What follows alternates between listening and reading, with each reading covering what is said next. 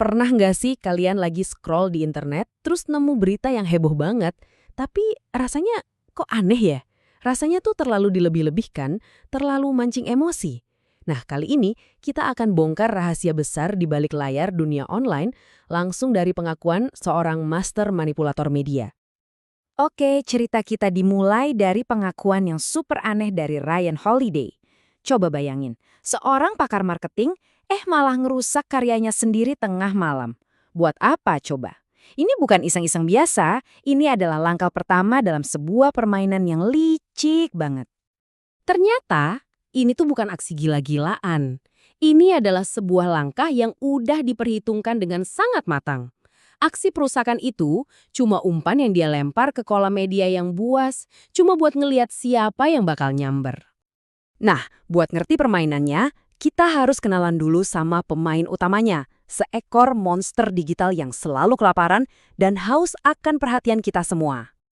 Gila ya, kartun yang umurnya udah lebih dari 100 tahun ini secara akurat banget ngegambarin media online modern. Seekor monster rakus yang harus terus-terusan dikasih makan biar nggak mati. Dan ya, kitalah yang ngasih dia makan. Terus, makanan kesukaan monster modern ini apaan sih? Makanannya cuma satu hal, perhatian kalian. Setiap kali kalian ngeklik sebuah link, kalian itu lagi nyuapin monster ini. Dan setiap klik itu diubah jadi duit lewat sistem yang namanya page view economy. Nah, ini dia nih poin paling krusialnya.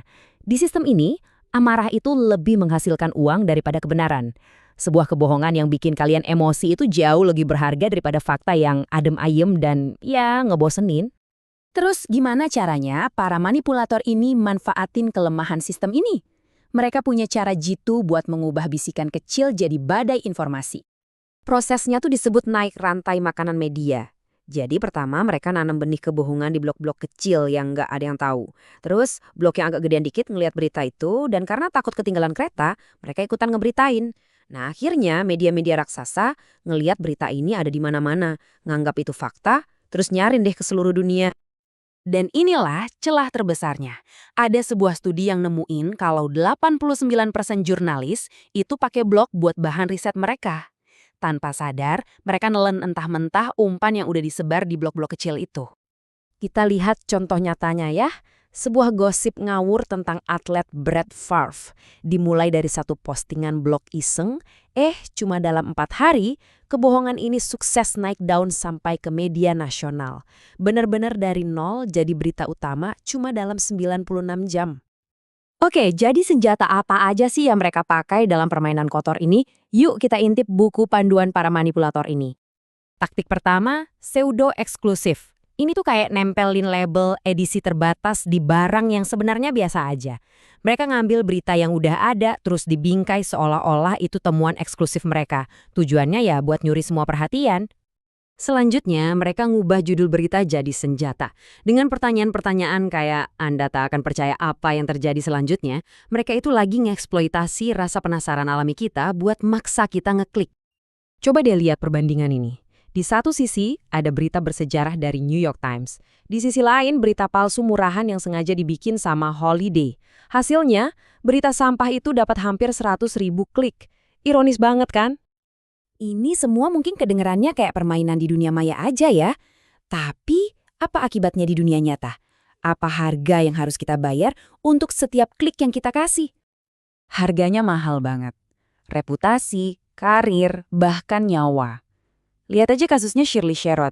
Hidupnya hancur dalam semalam cuma gara-gara video yang diedit secara licik jadi viral. Ya emang sih permintaan maaf datang belakangan. Tapi namanya udah keburu rusak. Dan kerusakan itu nggak bisa diperbaiki. Nah, ini bagian yang paling bikin merinding. Sekalinya kebohongan itu nancep di otak kita, susah banget buat dicabut. Bahkan pas kita dikasih lihat bukti kebenarannya, otak kita malah cenderung makin percaya sama kebohongan awal. Ini namanya efek bumerang. Sebuah penelitian bahkan nunjukin hal yang gila. Waktu sebuah berita palsu dikoreksi, orang yang ngelihat koreksinya itu justru bisa jadi lebih yakin sama berita palsu yang awal. Jadi, makin kita coba mademin apinya, apinya malah makin gede. Ngeri banget kan? Setelah tahu semua ini, kita nggak bisa diam aja dong. Terus, gimana cara kita ngelawan balik? Gimana caranya kita bisa ngenalin kebohongan sebelum kita jadi korban berikutnya? Coba deh, jadi detektif digital. Curigai judul berita yang bentuknya pertanyaan. Cek sumber kutipannya. Waspada sama analisis yang kelihatannya sok tahu. Tanda-tanda ini tuh sinyal kalau kalian lagi dimanipulasi, bukan dikasih informasi. Ingat, perhatian kalian itu berharga banget. Jangan dikasih gratisan. Pada akhirnya, setiap klik yang kita lakukan itu adalah sebuah suara. Kita lagi milih siapa yang mau kita kasih makan. Jurnalisme yang jujur atau manipulator yang licik. Sekarang kalian tahu gimana cara monster itu dikasih makan. Pertanyaannya adalah, siapa yang bakal kalian pilih untuk dibiarkan kelaparan?